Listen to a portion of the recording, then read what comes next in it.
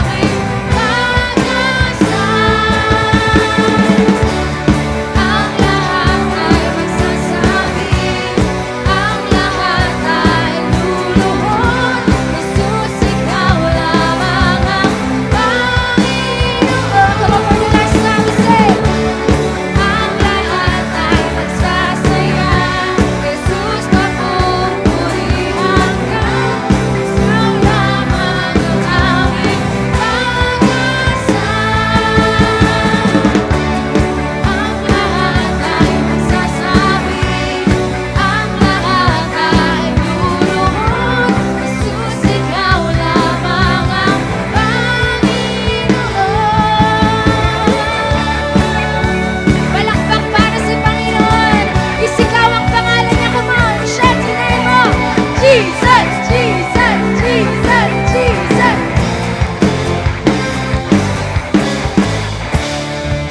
Pinupuri ka namin, O Diyos. Hallelujah. Hallelujah, come on.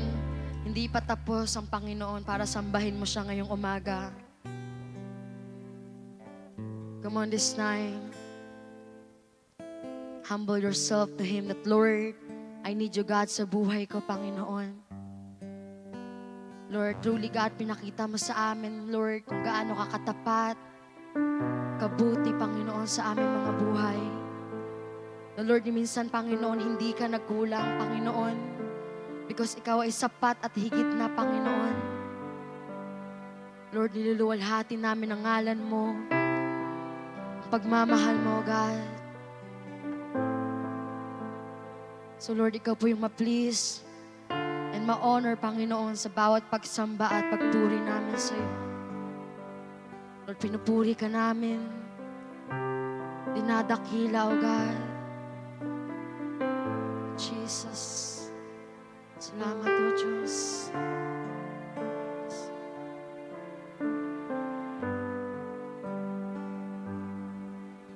Katapatan mo, Diyos, tunay at dakila.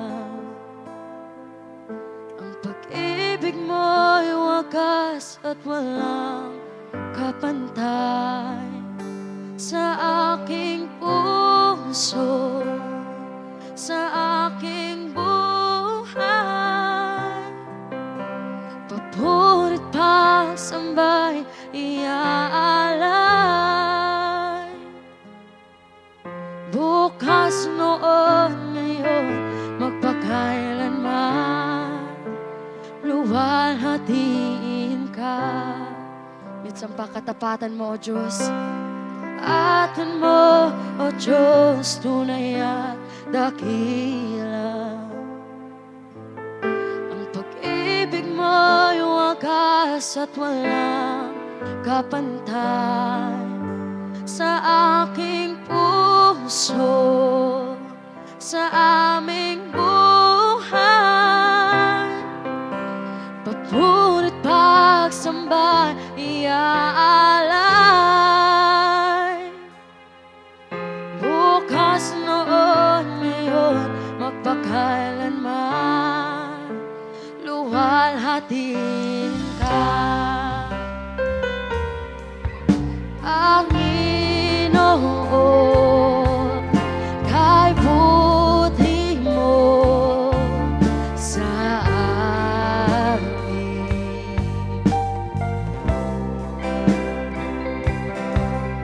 Ikaw lamang ang tangi kong sasambahin.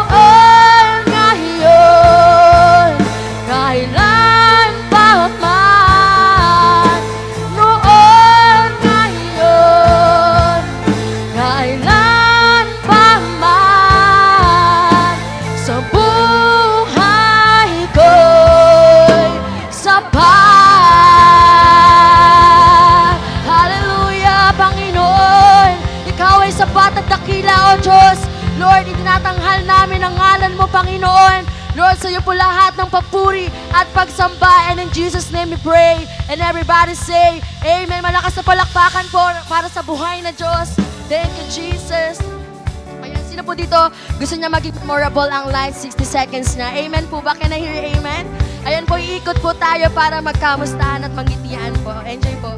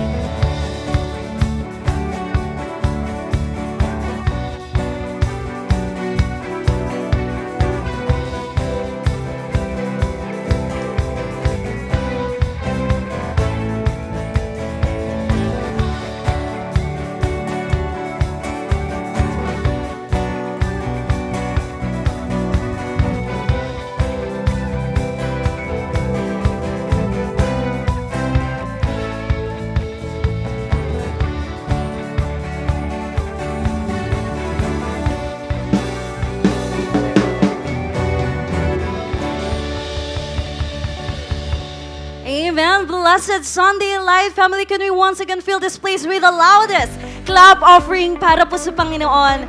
Amen. Maraming salamat po, Light family. Makakaupo na po tayong lahat. Amen. You know what po, last Sunday we are reminded, tama po ba, that there's no chain too strong for God to break. Amen po. Amen. That even in the grip of addiction, His love can rewrite our story. Amen po ba? Amen. But I believe that God is not done yet with us. And if He was able to turn brokenness into breakthroughs last week, I believe that we have all the more reason to expect more from Him. Ayan, pwede po ba nating muling palakpakan si Lord? Amen. Thank you so much, Life Family. Isn't it amazing po how God connects our stories and how He brings people in our lives to walk with us, believe with us, and to remind us that we are never alone. Kaya naman po today, we are so blessed to have our new friends joining us today. Amen po to all of our new friends. If this is your first time here on church, pwede ko po ba kayong imbatahang tumayo? Ayan, sige po, tatayo po tayo. Palakpakan naman po natin sila, Light Family.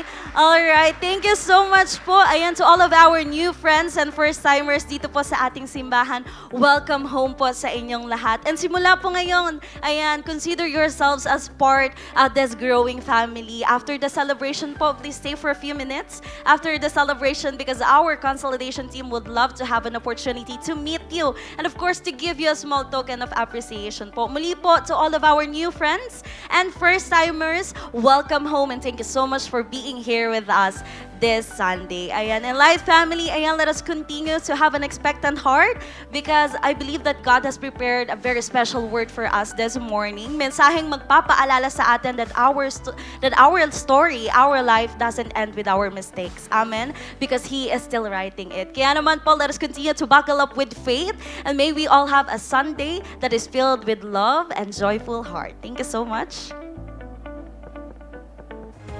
To deliver the Word of God, let's welcome Pastora Dorothy Joyce Magbuhos. Ayan, hello po sa ating lahat. Blessed Sunday po, Light Family.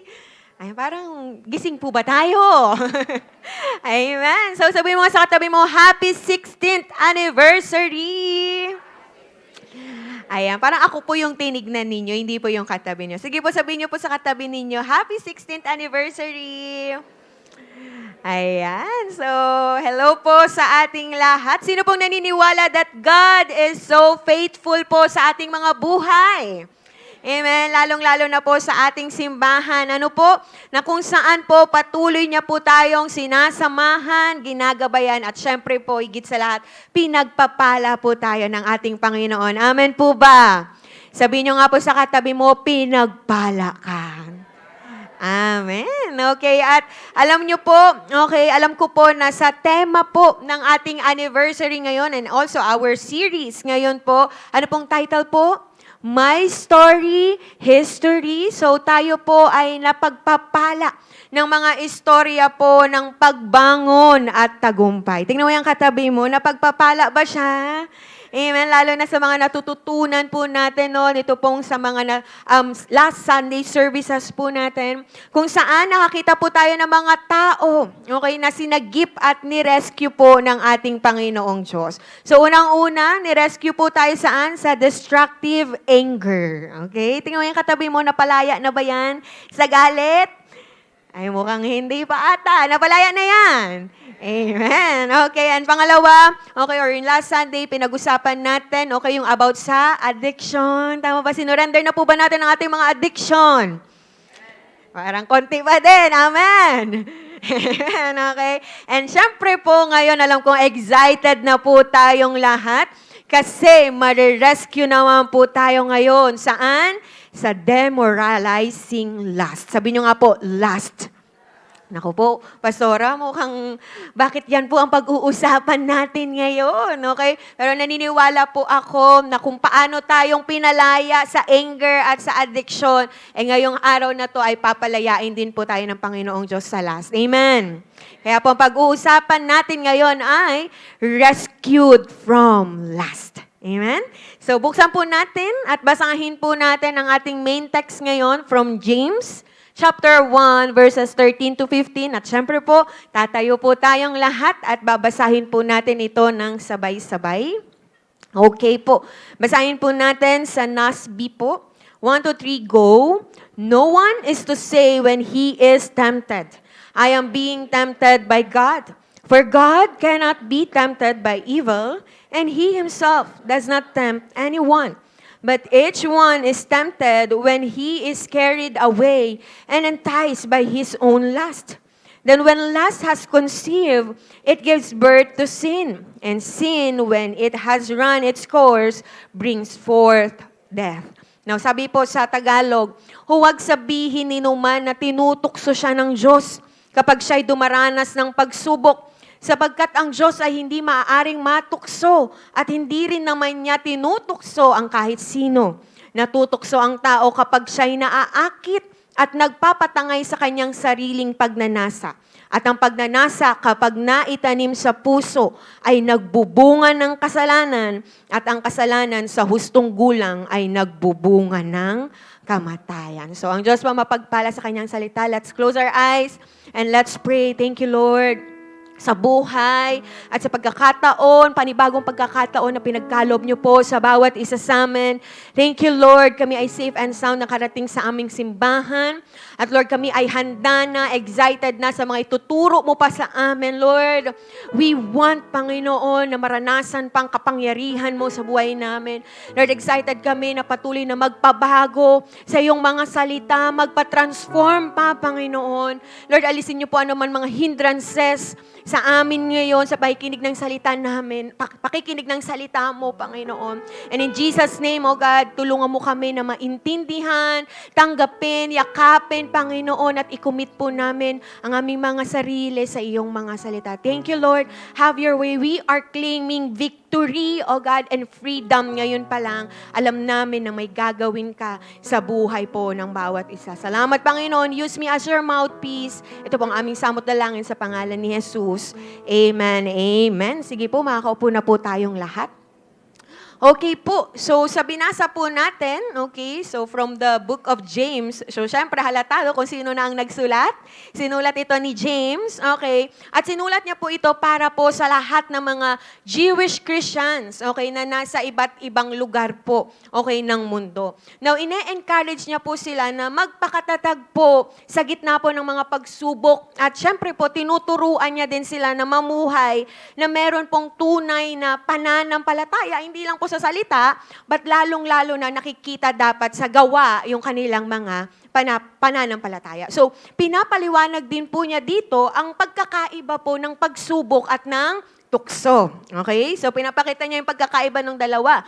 Now, nilinaw po ni James na ang pagsubok ay galing sa Diyos at itong pagsubok na to ay pinapatatag. Okay? Nito yung mga pananampalataya ng mga tao.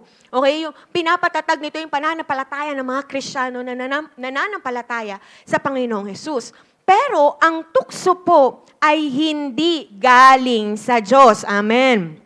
Ang sabi, huwag sabihin ni man na tinutukso siya ng Diyos kapag siya'y dumaranas ng pagsubok, sapagkat ang Diyos ay hindi maaaring matukso at hindi rin naman niya tinutukso ang kahit sino. So it's very clear. So makikita natin dito na kinokorek po dito ni James ang maling mindset, okay, ng tao na ang iniisip nila kapag may tukso, kay Lord yun galing. Okay, na si Lord ang tumutukso sa kanila. Now, mga kapatid, kapag natutukso po ang tao, hindi po niya pwedeng sisihin ang Diyos. Actually po, yung mga ganito pong thinking or reasoning, pagdadahilan, ay ginagawa lamang po ng mga taong ayaw panagutan ang kanyang kasalanan. Kaya ang gagawin niya, ituturo niya or ibiblame niya si Lord. Si Lord kasi tinukso ako, hindi po ganon. Amen? Maliwanag po ba? Now, kung ganon po pala, saan pala nagmumula ang pagkatukso ng tao? Okay, ang sabi po ni James, natutukso ang tao kapag siya'y naaakit. Alam mo yung katabi, naakit na ba yan? Okay? Kapag siya ay naaakit at nagpapatangay sa kanyang sariling pagnanasa. Ang sabi sa English, but each one is tempted when he is carried away and enticed by his own lust. So it's clear po na ang source po ng temptation ay hindi talaga external. Okay, di ba? Yun yung akala natin, ang temptasyon, external yan. Hindi po. Hindi siya actually external at hindi din po siya kay Lord galing. Pero mula daw saan? Mula po sa ating mga sariling pagnanasa. Mula po sa ating mga lust. Okay? So the lust that dwells within us is the agent of deceit. At kapag po nadala ang tao sa sarili niyang pagnanasa, okay, nadala ang tao sa lust, doon na po siya natutukso at doon na po siya nahuhulog sa kasalanan na dadalhin po siya saan? Sa kapahamakan. So ito po ang reality ng lust. Kaya po, kailangan po na ma-rescue po ang tao na namumuhay sa lust. By the way nga po pala mga kapatid, wala pong pinipili ang lust. Kahit anong edad po ito, amen. Kahit pa bata ka pa, okay, adult ka na, may asawa ka na, anong status ng buhay mo, wala pong pinipili ang lust. Are you here? Are you getting it? So lahat po tayo dito ay makaka-relate at lahat po tayo dito ay kinakausap ng ating Panginoong Diyos. So pag-usapan po natin, understanding why people need to be rescued from lust. Bakit ba kailangan nating maintindihan na dapat po tayong mapalaya, okay, sa lust or sa mga makamundong pagnanasa? No, kasi po mga kapatid, marami pong iniisip, okay, ng mga tao, iniisip nila, normal lang ang lust. Normal lang yun. Desire ko yun. Tama ba? Okay? Doon ako sumasaya. Normal lang yun. But no. Wawasakin po tayo ng lust. So pag-usapan natin, bakit ba kailangang maintindihan natin na mapalaya dapat tayo sa lust? First of all, lust begins with a wrong desire. Ang pagnanasa, okay, ay nagsisimula sa maling pagnanais. Okay? Or maling pagnanasa. Sabi sa James 1:15, but each one is tempted when he is carried away and enticed by his own lust. Now, yung lust po dito in Greek is epitomia, which means strong desire. Hindi lang po siya basta desire. Strong desire or craving or passionate longing. Diba? Inaasam mo. Diba? Nilulong mo siya. At alam niyo po ba na ang interesting part sa epitomia ay neutral po ang meaning niya. Pag sinabi po natin neutral, ibig sabihin, pwede po siyang maganda, okay, pwede siyang mabuti, at pwede din siyang masama. Okay, yung ibig sabihin niya. Depende po saan? Sa context. Can you say context? For example, kapag ang desire mo nakatuon sa Diyos, okay, nakatuon sa righteousness, nakatuon sa spiritual growth, then ito po ay mabuting desire. Amen? Pero, kapag ito po ay nakatuon sa laman, sa kasalanan, o sa mga bagay na labag po sa kalooban ng Diyos, ito po ay sinful desire. At sa context po ng binasa natin sa James 1:15, ang epitomiya po dito ay sinful desire. Base po sa context na tinatalakay dito ni James. Kaya nga po, ang pagkakatranslate po sa English ay what? Lust. Can you say lust? Na kung titignan natin ang lust po sa dictionary, it means an intense sexual desire. Grabe, intense na sexual desire. At hindi lang po sexual desire, but it can also refer to a passionate and overwhelming craving for anything. Kahit ano daw po, hindi lang sa sexual desire, pero kahit ano, katulad ng kapangyarihan, di ba, pera, pagkain kasama din po. Sobra-sobrang pagnanais sa pagkain at even sa buhay mismo. So pag sinabing lust, ito po ay pagnanasang makamundo. Makasalanang pagnanasa na nakadepende po or nakasenter po sa kung anong gusto ng laman, sa kung anong gusto ng katawan. Okay? At ang focus nito ay ang masatisfy, di ba, mapasaya ang fleshly at sensual desires. At alam niyo po ba, madalas involved dito ang 5 senses ng tao. Ano yung 5 senses ng tao? Sight, di ba? Hearing, smell, taste, and touch. Tama ba? Yung mga nakikita ng mata, yung mga pinapakinggan ng tenga, yung mga nahahawakan, at marami pang iba. So in short po, ang lust, finifeed niya, pinapakain niya ang 5 senses na ito para masatisfy ang cravings ng laman. At alam niyo po ba kung anong nakakatakot sa lust? Nakakatakot sa lust is, it's a desire that mistakes want for need. Sinasabi na yung gusto mo, kailangan mo. Iniisip niyang, kailangan ko to para mabuhay. Kailangan ko to para sumaya. Pero, ang totoo, gusto lang niya ito para masatisfy ang sarili niya. Are you here? Kala mo, kailangan mo, yun pala, gusto mo lang. That is why marami pong tao ang nahuhulog sa lust. Ang nahuhumaling sa lust. Kasi naniniwala sila na ito ang kailangan nila. Ito ang makakapagpuno sa kanila. Pero sa dulo, masiiwan silang empty, ubos kesa dati. So in short, lust is a perversion of desire. Ibig sabihin, ito ay masama o baluktot na pagnanasa. Ito ang desire na disconnected from God, but connected to the flesh. Malayo kay Lord, hiwalay kay Lord, pero konektado sa flesh, sa laman. Kondisyon po ito ng puso na nagsasabing, gusto ko ito, kahit ayaw to ni Lord. Yun po ang lust. Again po, not all desire is bad. Naniniwala po ba kayo? Nag-agree po ba kayo? Hindi lahat ng desire mo, mali. Hindi lahat ng desire ng tao, masama. Amen. Bakit? Si Lord po mismo, create tayo na may strong desire para i-desire or para ilong natin siya at ang kanyang righteousness. But desire becomes lust when it craves for something God has forbidden. Kapag daw gusto mong makuha ang isang bagay, kahit labag yun sa kalooban ng Diyos.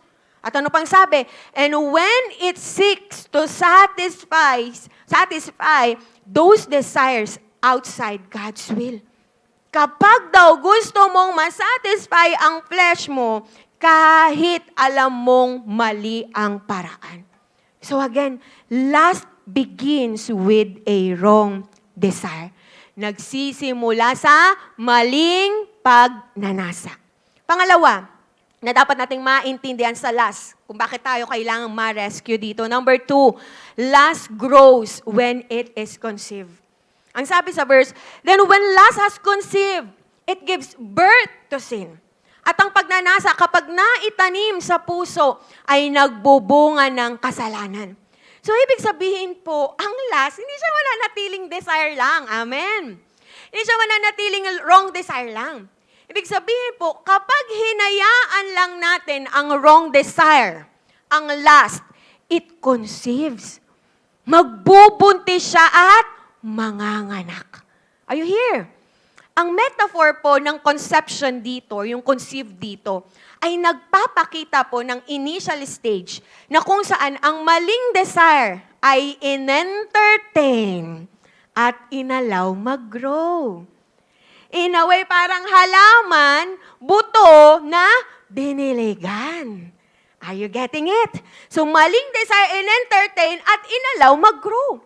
Lust starts as a seed, but when watered with attention, in-entertain mo, inisip-isip mo, it grows roots in your heart. Nagkakaugat siya. Lumalalim at lumalago. Kapag pinayagan natin ang maling pagnanasa na manatili sa ating isip at sa ating puso, parang binigyan natin ito ng lupa at tubig para tumubo. So mapapansin nyo, may progression.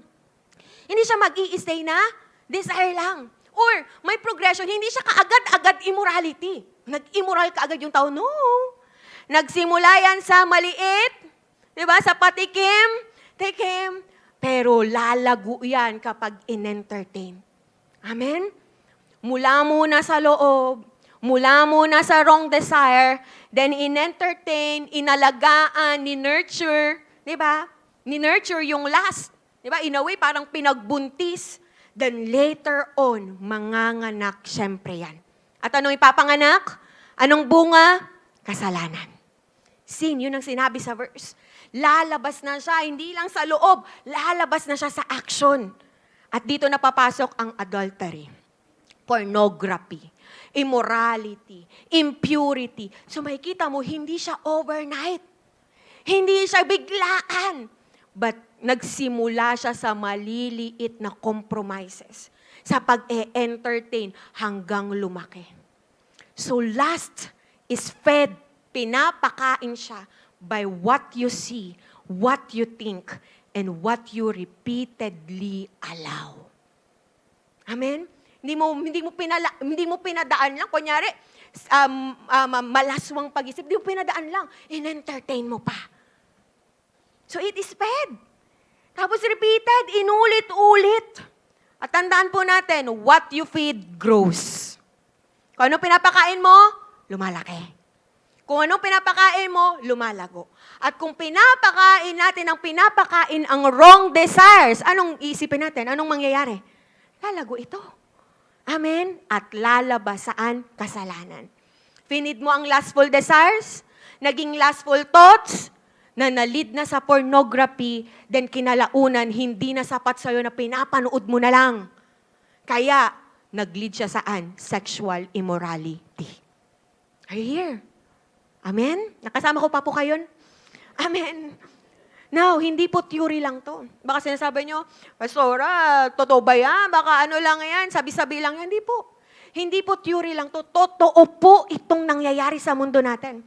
As a matter of fact, ayon po sa 2022 UNICEF Philippines, isa sa bawat 2 kabataang Pilipino, grabe po, 50% ay nakakita or na-expose sa pornographic content online bago pa mag-edad ng 18 years old.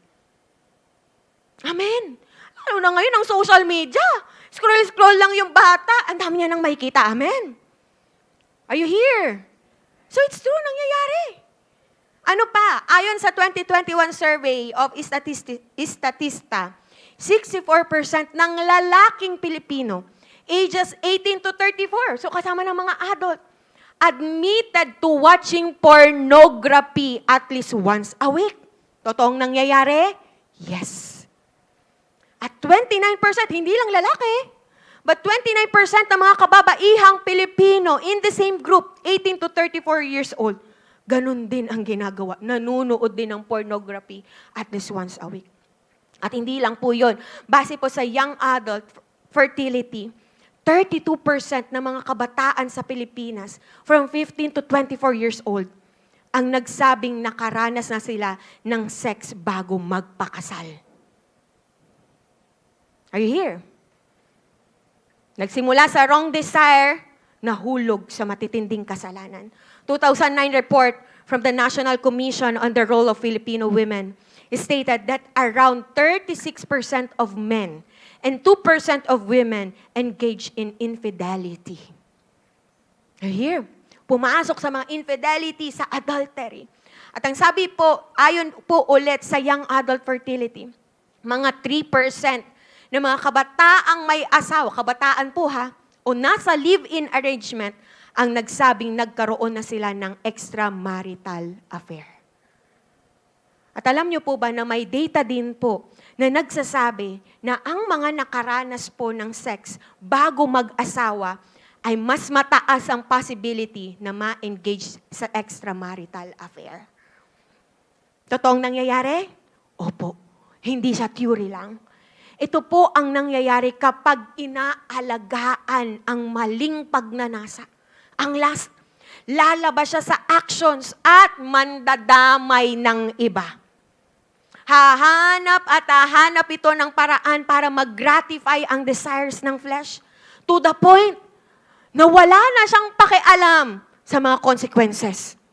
Kung magkasakit man siya, kung may masaktan man siya, wala na siyang pakialam sa consequences. Basta masatisfy niya ang desires ng flesh. Hayagan at sinasadya ng gawin ang kasalanan. Are you here?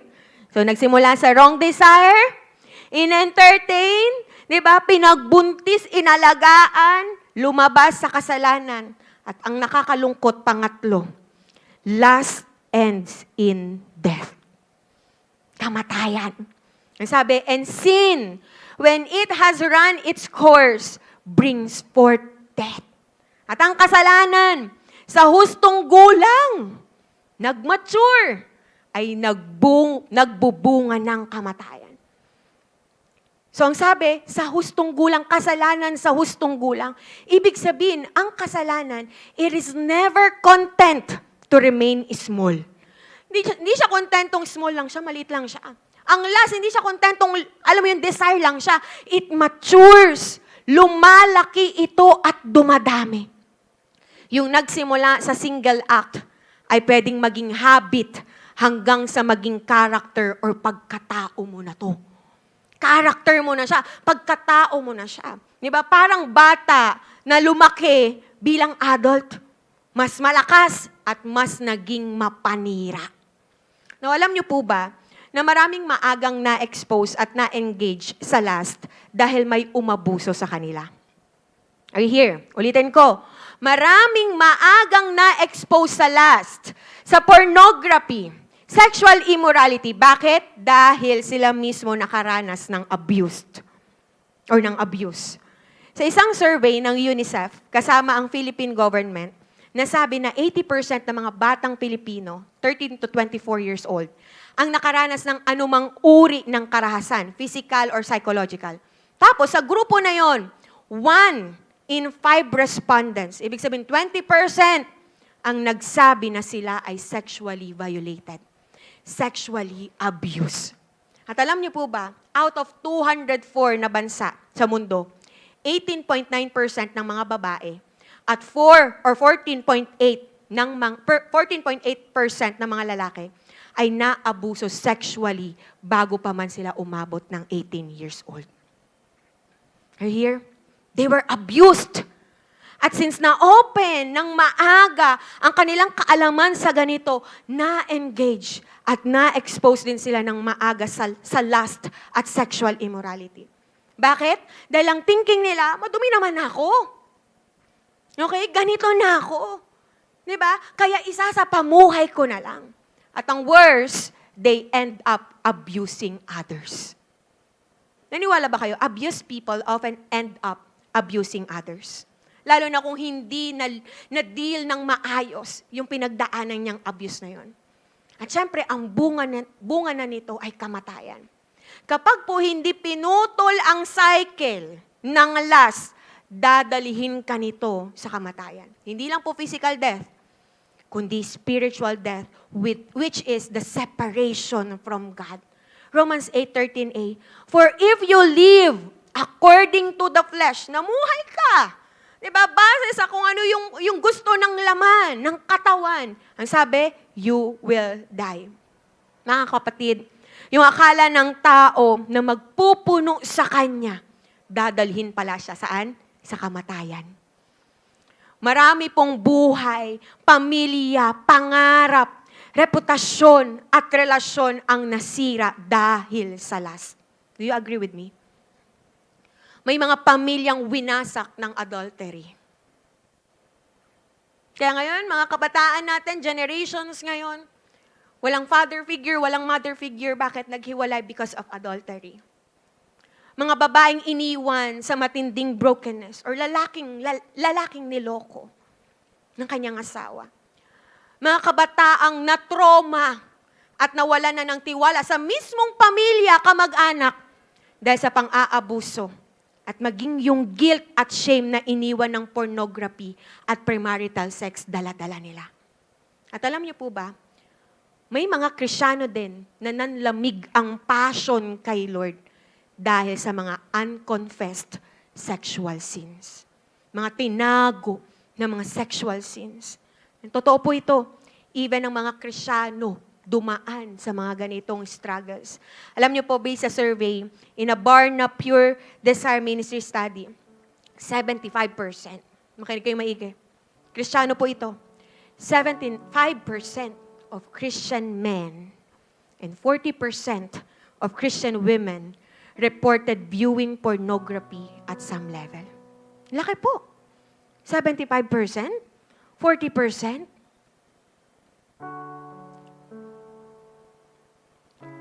So makikita natin, wala talaga siya sa wala siya sa edad, wala siya sa status, even sa spirituality. Lahat pwedeng mahulog sa lust.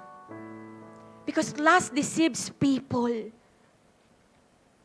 Pinapaniwala ng lust ang tao, pleasure lang ito.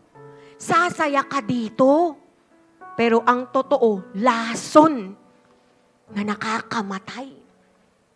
Lason physically, lason mentally, lason emotionally, at higit sa lahat, lason spiritually. Nakakamatay. Hindi mo agad mararamdaman yung epekto nito, oh. Pero unti-unti nitong pinapatay yung purity mo. Una, yung purity lang ng mata mo. Purity lang ng isip mo. Hanggang sa susunod, purity na ng katawan mo. Ang buong pagkatao mo. Ang dumi-dumi na ng tingin mo sa sarili mo. Unti-unti nitong pinapatay ang kapayapaan mo. And even ang relasyon mo sa tao, at higit sa lahat ang relasyon mo sa Diyos. This is why God wants to rescue us from lust. Dahil ang conclusion ng lust sa tao, kamatayan. Nag-enjoy ka? Tinatawanan ka ng lust. Natawanan tayo ng demonyo. Bakit? Alam niya ang ending mo, kamatayan. Nag-enjoy ka? Pleasurable yung nararamdaman mo? Well, tuwang-tuwa ang lust. Napapakain ng lust, pero ang ending niyan, kamatayan. Masaya ka ngayon, pero uubusin ka niyan at dadalhin ka sa kamatayan. Are you here?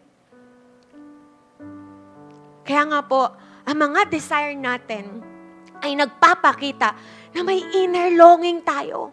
Listen mga kapatid, yung desire mo, masama o mabuti, pinapakita lang yan, may longing ka. May dinidesire ka.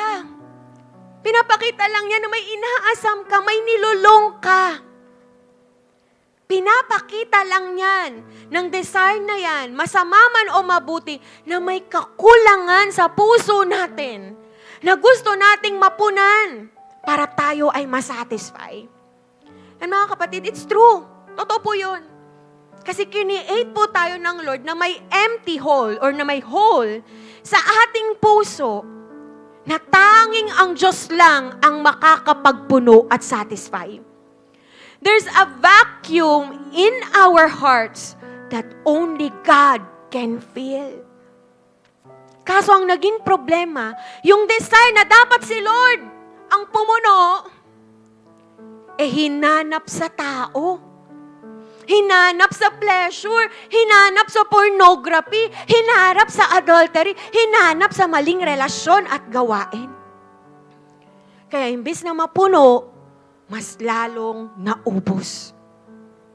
Ibig sabihin, lust ay palatandaan ng pusong nauuhaw. pusong naghahanap ng makakapagpuno sa Kanya, ng makakapag-satisfy sa Kanya, kaso hinanap sa mali.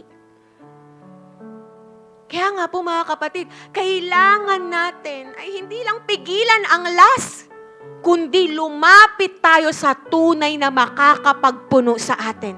At yun ay walang iba kundi ang ating Panginoong Jesus. Amen. Siya ang living water na makakapawi ng uhaw ng ating kaluluwa. Siya ang bread of life na makakapag-satisfy ng bawat longing ng ating puso. I wanna tell you, God knows kung anong ginugusto mo, kung anong longing ng puso mo. Baka matagal na nating hinahanap sa ibang tao, ibang bagay, ibang gawain ang makakapagpuno sa atin. Pero ngayon, hayaan mong si Jesus ang maging kapunuan mo. Dahil kay Jesus lang matatapos ang cycle ng lust at magsisimula ang tunay na satisfaction at kalayaan. Hindi ka ba nagtataka? Kahit ilang beses mong, alam mo yung gustong hintuin, tigilan na ang lust, ang pornography, ang immorality, cycle siya. Nauuwi at nauuwi ka doon. Gusto mo nang tigilan ng mga maling relasyon, pero nauuwi ka doon ang nauuwi. Bakit? May kakulangan na hinahanap natin sa iba. Na hinahanap natin sa mga maling gawain. Amen. Pero gusto kong malaman mo kapag yan pinuno ng Panginoong Hesus, wala ng puwang ang anumang mga mali at makamundong pagnanasa sa puso at buhay natin. Amen? That is why as an application sa ating lahat, una, replace lust with fullness in Christ. Palitan mo yung lust. Sabi sa Psalm 16:11, you will fill me with joy in your presence, with eternal pleasures at your right hand. Psalm 107, line 9, for He satisfies the longing soul. Naglulong yung soul mo. Ang sabi, ang Diyos ang magsasatisfy niyan. Kahit ano pa yan. Si Lord ang makakapag-satisfy niyan. And the hungry soul, He fills with good things. The solution to lust is not just avoidance, it's replacement. Hanapin mo ang kapunuan at satisfaction kay Kristo. Hindi sa tao, hindi sa pleasure, hindi sa mga maling gawain. Dahil siya lamang ang pwedeng makapag-satisfy at makapagbigay sa atin ng tunay na kagalakan na hindi nauubos at hindi mapapantayan ni numan. Amen? Again, kapag puno ka na ni Christ, wala ng lugar ang mga malalaswa at makamundong pagnanasa sa buhay mo. Amen? Pwede bang palakpakan natin si Lord? Pangalawa, renew your mind and build purity habits. Romans 12:2, do not conform to the pattern of this world, but be transformed by the renewing of your mind. Baguhin na natin yung paraan ng pag-iisip natin. Iwasan na natin yung mga bagay na nagli-lead sa mga lustful thoughts. Diba? Iwasan mo na sokmed. Dami mo lagi nakikita dyan. Iwasan mo na. Okay, pag may nakita ka, huwag mo isapan. May iba tinitigilan pa, tama ba? Okay, binabalikan pa. Huwag na. Tuloy-tuloy mo na. Diba? Huwag, scroll ka na. Scroll up mo na kaagad. Sa mga movies, iwasan na natin. Yung alam mo na ma-feed ang lustful, ang thoughts natin ng mga lustful thoughts. Websites, baka meron pa tayong binibisitang mga websites. Tinatago natin yan. Baka meron tayong mga pinapakinggang mga music na nag-feed sa ating mga lust. Maglagay na tayo ng mga boundaries. And at the same time, find accountability partner. Huwag mong mag-isang labanan ito. Humingi ka ng tulong sa mga tamang tao. Palibutan mo ang sarili mo ng mga tamang tao na may malasakit sa purity mo. At hindi yung mga tao na lalo ka pang uudyukan sa mga bagay na makalaman at makamundo at malalaswang bagay at pagnanasa. Amen? At pangatlo and the last, rely on the power of the Holy Spirit. Sinong naniniwala hindi mo kayang mag-isa? Parang konti. Sino naniniwala hindi mo kayang mag-isa? Amen. Galatians 5:16, ganda nito. Sabi, walk by the Spirit and you will not gratify the desires of the flesh. Wow! It's the word of God. Ibig sabihin, it's the truth. Kapag tayo naglalakad by the Holy Spirit, anong sabi? You will not gratify. Hindi mo pagbibigyan yung desire ng laman. Amen. Pero kapag ang tao hindi naglalakad by the Spirit, dun siya nahuhulog sa mga lust. Okay? Bakit? Papakainin niya ang desires ng flesh. Again, hindi natin kayang labanan ang lust ng sarili lang nating lakas. Pero kapag ang Holy Spirit ang nagkontrol ng puso mo, siya rin ang magbibigay ng power para tumanggi ka sa tukso at mamuhay ka sa kabanalan. Amen? Kaya nga ugaliin natin na manalangin, humingi ng tulong kay Holy Spirit para tulungan tayong tumakbo palayo sa kalaswaan at ingatan ang purity mo. Amen? May natututunan po ba tayo? Now, maybe may mga nagtatanong dito, Pastora, parang mahirap po yan. Yes, mahirap siya. Lalo na kung nakasanayan mo na simula bata, mahirap siya. Parang mahirap po yan, Pastora. Meron na po bang nakagawa niyan? At totoong napalaya siya sa last? Maybe tanong mo yan. That is why, sa mga oras na to, we will be ministered by a testimony. Manonood po tayo ng video testimony na naging totoo po sa kanya ang mensahe natin ngayon. Napalaya mula sa lust, sa wrong desires. And this time, pipikit muna tayo. Let's pray. Hallelujah. Lord, thank you. Alam namin kikilos ka, mangungusap ka sa pamamagitan, Lord God, ng testimony ng isang tao na to, na binago mo at pinalaya mo from lust, O God, sa karumihan. Lord, samahan niyo po kami at binubuksan namin ang aming puso at patuloy kaming nagpapaministeryo sa iyo. Thank you, Lord. In Jesus' name, amen, amen. I grew up in a family na masasabi kong sakto lang at ordinaryo. Saktong buhay na nakakakain 3 beses sa isang araw. Lumaki sa pamilyang tinataguyod ng mga magulang, nakakaraos at nakakapag-aral. That time, ang aking tatay ay nag-a-abroad at masasabi kong hindi ako lumaking may constant na kalinga ng isang father figure. Lalo na nung nakauwi na siya from abroad at nagkasakit. Pagtungtong ko ng high school, namatay ang aking ama. At dito ko masasabing nakaramdam ako ng pangangailangan ng care.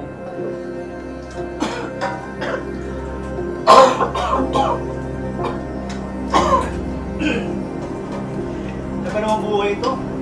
Saan nakakala kong buhay? Wala akong pagkain. Ano ba naman buhay? Ay, ano ba? Pa! Oh, ayan na! Ayan ang sinasabi ko eh! Ano ba? Pa! Pa!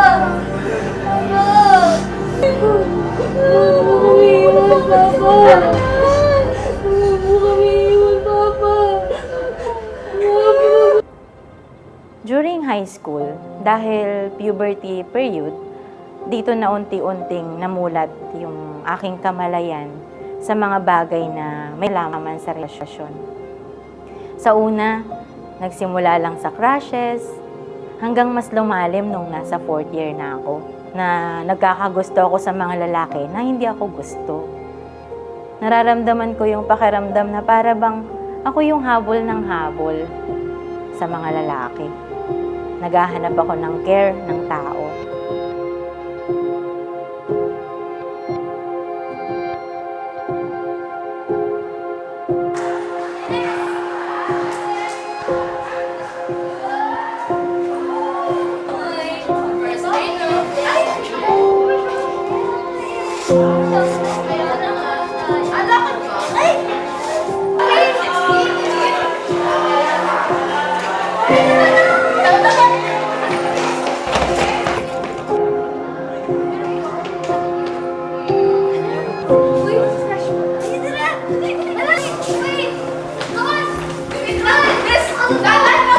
Kaya naman, nung pumasok ako sa college at may isang lalaki na nanligaw sa akin, pumasok ako agad sa isang relasyon na nagpakilala sa akin ng mga bagay na ginagawa lang dapat ng mag-asawa. Nag-engage ako sa sexual immorality, pero hindi rin nagtagal yung relasyon na yon dahil kinailangan kong magtrabaho sa Pampanga. Diba? Pero kahit pa paano, at least...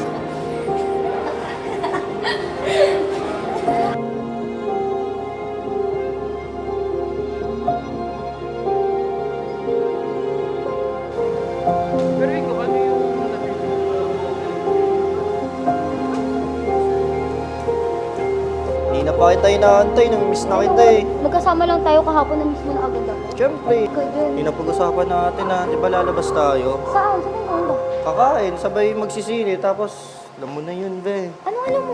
Ako nang bahala, sumama ka na lang sa akin. Oh, sige.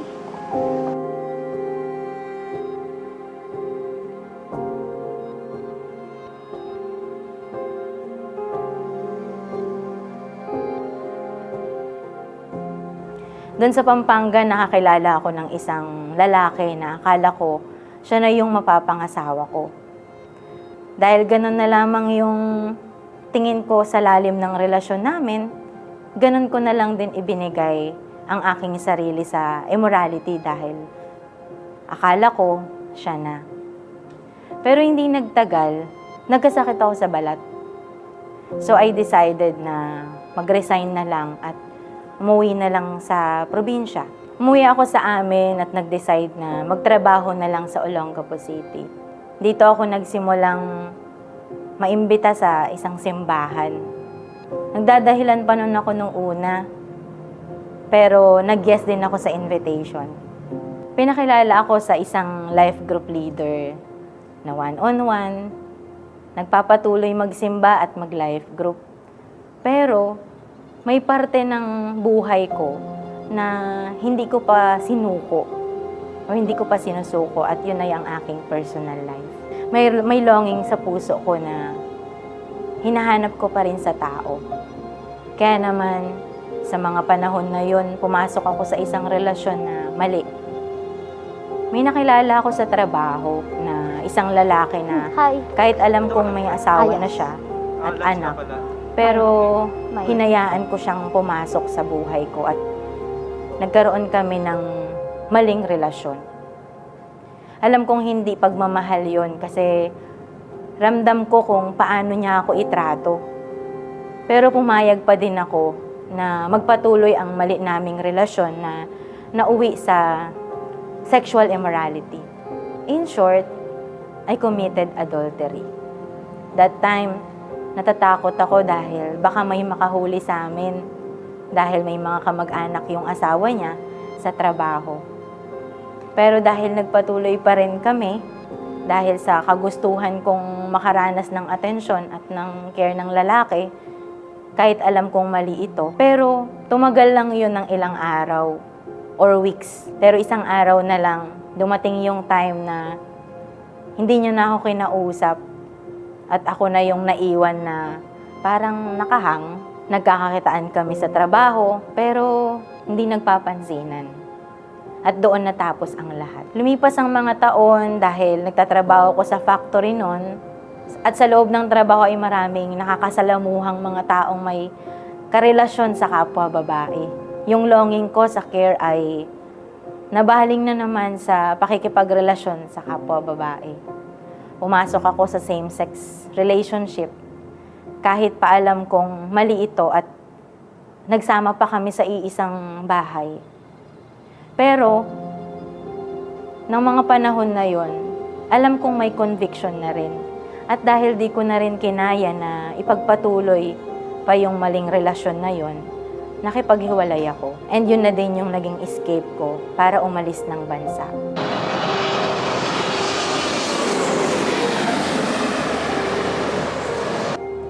Nakapag-abroad ako, pero after 6 months, napauwi din dahil sa involvement sa isa sa mga rules na nilabag. Umuwi ako ng may dalang frustrations sa sarili.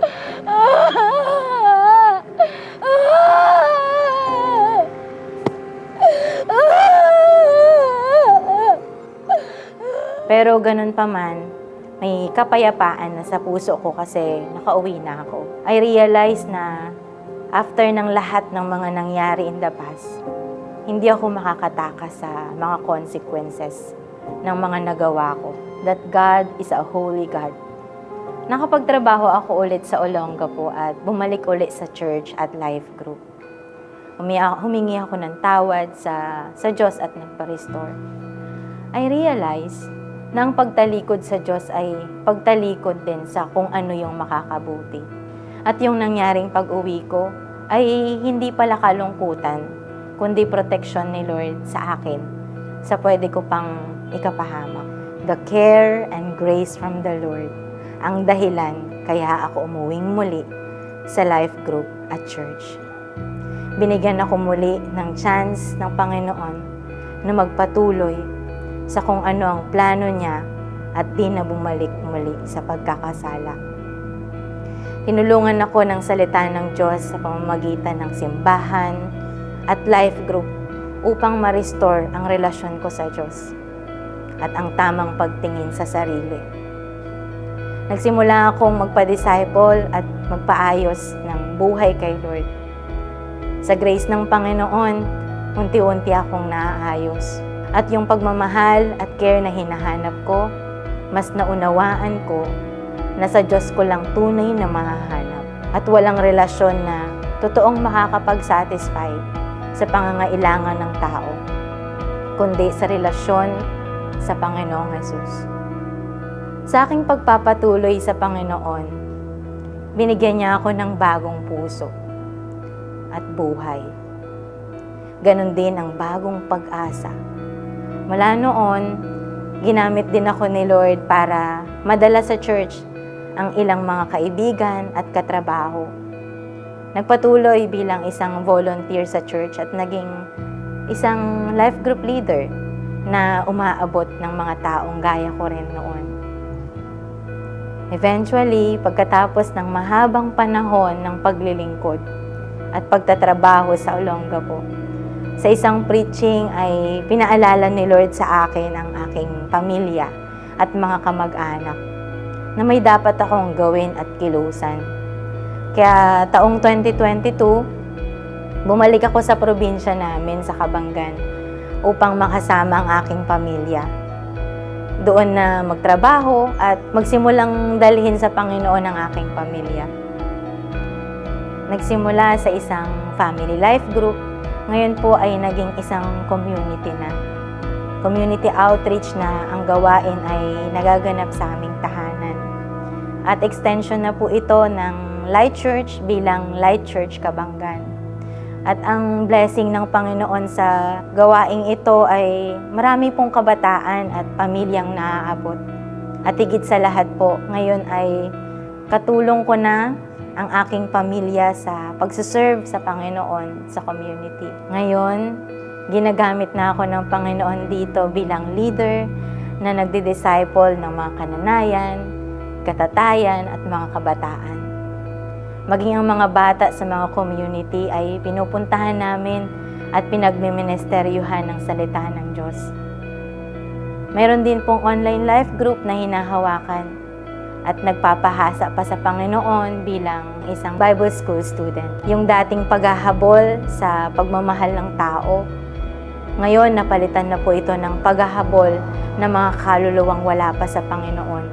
Salita na ng Diyos ngayon ang nagiging kasapatan at ginugusto na ang mga pinapagawa at inaayos pa sa akin ng Diyos. Ngayon po ay masasabi kong, by God's grace, I have been purified by the love of God. Proud to be single na naglilingkod kay Lord and patiently waiting sa ipagkakaloob niya. Ngayon, hindi na din uhaw sa pagmamahal ng mga tao kasi pagmamahal na ng Diyos at ng mga taong nakapaligid sa akin ay sapat na para ipagpatuloy ang magandang buhay na ito. Nakakatawa pong isipin na ang tulad ko na dating nasa buhay kasalanan, ngayon ay nirescue na ng Diyos sa mga maling relasyon at desisyon at binigyan niya ng purpose Reaching people for Jesus makes my life different. Nasa maruming pamumuhay man ako noon, pero binago ako ng Diyos. Pinatawad at binigyan pa ng pagkakataon na umabot ng mga tao at maglingkod sa Kanya. Ako po si May Hermano, dating nasa karumihan, pero God purified me by His grace. Mula sa emptiness at brokenness, I am now complete in the Lord Jesus Christ. Glory to God alone. Amen. Pwede po bang palakpakan natin si Lord, the best na palakpak sa ating Panginoon. Amen. Mabuti po ang Panginoon. Amen. Dahil po may mga tao na nahulog sa kasalanan, nasira ang buhay, pero kaya pa rin po niyang baguhin at iligtas. Amen? Wala pong karumihan ang hindi kayang linisin ng dugo ng ating Panginoong Yesus. At alam niyo po ba, hanggang ngayon po, ang Diyos po ay hindi pa tapos na magligtas. Hindi pa tapos maglinis ng ating mga buhay. Amen? So, sa mga oras na po na ito, pwede po bang pumikit tayong lahat? At alam ko na lahat tayo ay kinakausap ng Panginoon. Kung ikaw man yung tao na nauwi sa mga sexual sins, pornography, immoralities, or even baka adultery, dahil sa paghahanap ng pagmamahal, paghahanap ng care sa tao, maybe nasira ang purity mo, naging broken ka, naranasan mo na walang gumabay sa'yo, kaya hinanap mo sa iba ang alaga, hinanap mo sa iba ang care. Or maybe ikaw yung taong nakaranas ng abuse, na since na-open ng maaga, ang kaisipan mo, ang kaalaman mo sa mga ganito, na-engage ka din at na-expose ka ng maaga sa lust at sexual immorality. Maybe iniisip mo, madumi ka naman na, ganito ka na, kaya isinapamuhay mo na. Pero gusto kong marinig mo ito, hindi mo kasalanan yun. Wala kang kasalanan sa ginawa sa'yo. At gusto kong malaman mo na gusto kang i-rescue ng Panginoong Diyos. Hindi lang mula sa pain ng past mo, kundi pati sa pattern ng lust na maaaring nabuo sa buhay mo. Oo, hindi mo piniling mapunta dyan, pero ngayon, piliin mong lumabas dyan. Dahil ang desisyon mo ngayon ay critical at generational. Dahil ang choice mo na maglakad na sa kalinisan at sa kabanalan ay may epekto sa iyong buhay at sa iyong mga anak at sa magiging anak mo pa. Kaya ng Diyos na tuldukan ang bunga ng kasalanan sa buhay mo. At kaya ng Diyos na baguhin ang istorya ng buhay mo. Mula sa kalaswaan, mula sa karumihan, magiging kalayaan at tunay na buhay. Kung ikaw yung tao na hinahanap mo ang kapunuan at satisfaction sa tao, sa maling relasyon, sa maling gawain, sa pornography, sa immorality, kapatid, pinapaalala sa iyo ngayon, only Jesus can satisfy you. Hanapin mo man sa iba, hanapin mo man sa ibang mga bagay, ibang mga tao, anumang mga gawain, hindi ka niyan isa-satisfy. Maybe pleasurable yan sa flesh, pero uubusin ka niyan at dadalhin ka niyan sa kamatayan. Gagawin kang alipin ng lust, pero papalayain ka ni Jesus. Uubusin ka ng lust, pero bubuuin at pupunuin ka ni Jesus. Dadalhin ka sa kamatayan ng lust, pero bibigyan ka ng tunay na buhay ni Jesus. Sa mga oras na to, kung ikaw yung tao na gustong makaranas ng kapunuan kay Jesus at nagde-decide na mamuhay na para sa Kanya at hindi na para sa lust, receive Jesus sa iyong buhay bilang Diyos at tagapagligtas mo. Kung ito ngayon ang dinedesire ng puso mo, pwede bang sumunod ka sa panalangin na ito? Sabihin mo ngayon, Panginoon, lumalapit po ako at nagpapakumbaba. Patawarin mo po ako, O Diyos, sa lahat ng aking nagawa, sa lahat ng karumihan, at sa lahat ng kasalanan na aking nagawa. Panginoon, naniniwala po ako sa ginawa mo sa krus para sa aking kaligtasan, para sa aking kalayaan, at para sa aking kalinisan. Jesus, tinatanggap po kita bilang aking Diyos at tagapagligtas. Ikaw na po ang manguna sa aking buhay. Ang kalooban mo na po ang mangyari sa aking buhay. Salamat po, Panginoon. At sa mga oras na ito, ikaw na nag-commit sa Panginoon. Why not this time, commit yourself sa purity, to walk in purity.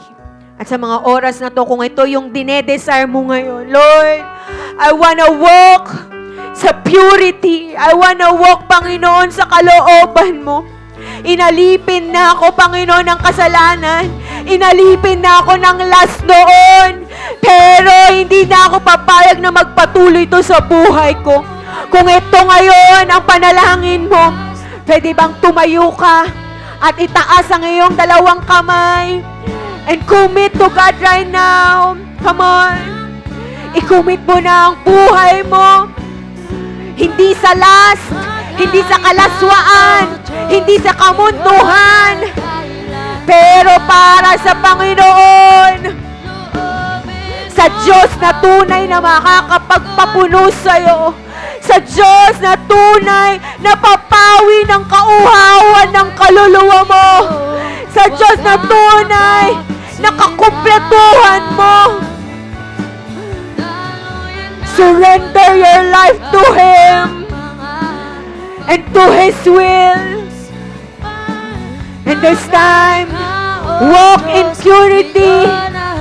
Walk in purity. Para ka sa Panginoon. Para ka sa kalinisan. Para ka sa kabanalan. Ikaw na nilinis. Ikaw na pinalaya. Ikaw na pinupuno ng Panginoon ngayon. God is removing that emptiness sa puso mo. At ikaw ngayon ay tinatawag niya sa kalinisan at kabanalan. Mamuhay ka na para sa Kanya. Come on. At hindi mo yan kaya ng mag-isa. Pero sa tulong ng banal na Espiritu sa buhay mo, come on, rely on the power and on the strength of the Holy Spirit. Kaya mo huminti sa pornography. Kaya mo huminti sa immorality.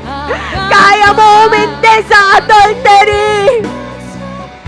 Come on. And you can say yes to Jesus. Say yes to purity. Say yes sa kabanalan. Thank you, Lord. Salamat, Panginoon, sa kalayaan. Salamat, Panginoon, sa kalinisan. Salamat, Panginoon, sa kaligtasan. Come on. Huwag mo nang hayaang magpadisip muli sa last. Huwag mo nang hayaang magpadisip muli sa mga mundong pagnanasa, mga maling pagnanasa. Commit yourself to God. Thank you, Lord. Worship God right now. Worship Him. Lord, maging banal mong tahanan ng buhay ko. Ang isipan ko, ang puso ko, ang katawan ko, Panginoon. Ito ay para sa iyo lamang.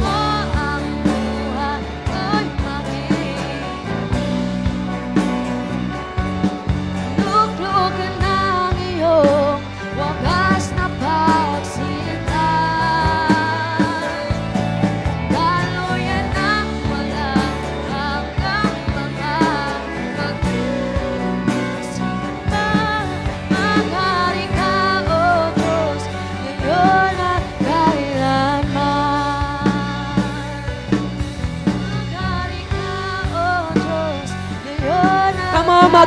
Maghari ka, Panginoon, sa buhay ko, sa puso ko. Ngayon at kailanman. For the last time. Maghari ka, O Diyos, ngayon at kailanman. Thank you, Lord. Lord, maghari ka, manguna ka, be the master of my life, oh God, of our lives, Lord. Hindi lang, Panginoon, sa isang aspeto ng buhay namin, pero sa lahat ng aspeto ng buhay namin. Be the master, Panginoon, ng buhay namin ito. Lord, we commit our lives in purity, Lord God. Sa purity, Lord. Sa kabanalan, Panginoon, sa kalooban mo. Thank you, God. Thank you, Jesus. Hallelujah, Lord. Salamat sa iyong salita. Kami ay nililinis, binabago, inaayos, pinapalaya kami ng salita mo. And we receive your forgiveness sa amin. We receive the cleansing, Lord, the purification na binibigay mo sa amin. We receive it, oh God. At iingatan na po namin ito, Panginoon. Hindi namin nahayaang madungisan muli ang kalinisan, ang purity na binigay mo na sa amin. Lord, di namin nahayaang magpaloko muli sa sa pagnanasa ng makamundo, sa mga malalaswang bagay, Lord God. Lord, kinukumit na namin ang sarili namin sa iyo at ang buhay namin sa iyo. Salamat, Panginoon. We are for you, O God. We are for purity. We are for holiness, Lord. Thank you, God, sa kalayaan at kaligtasan. We love you, Lord. We praise you in Jesus' name. Amen. Amen. God has been so generous to us. He has given us grace, mercy, Pwede po love. tayong umupo. Our response is to be generous in return. When we give, we encourage God's work in the world. We help change lives. We provide for others in need. We learn to value what is most important. That is why we give.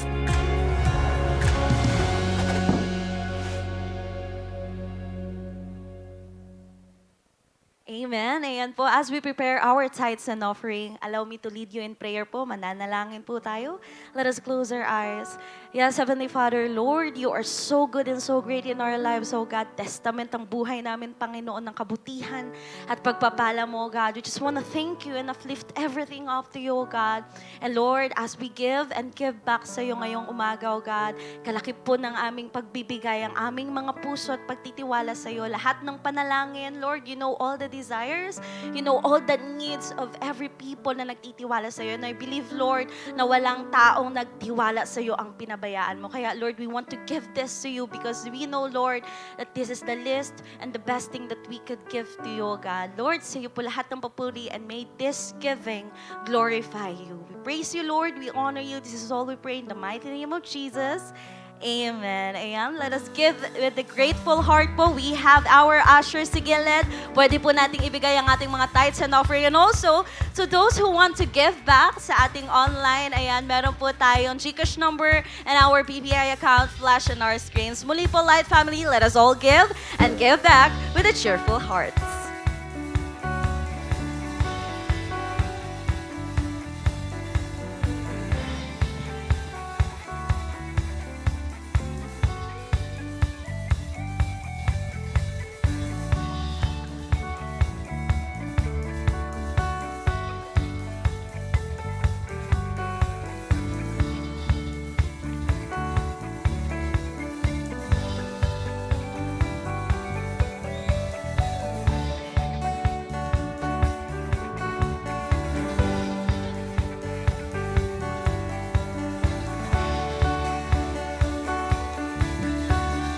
And I believe there's a reason to celebrate. Tatayo po tayong lahat as we sing this song. And sa mga gusto pa pong humabol ng kanilang tithes and offering, may mga basket po dito po. Box po sa harap. Lagay na lang po natin as we sing this song. Once again. Come we sing. Dakilang biyaya, kami pinalaya, mula sa bihag ng kasalanan.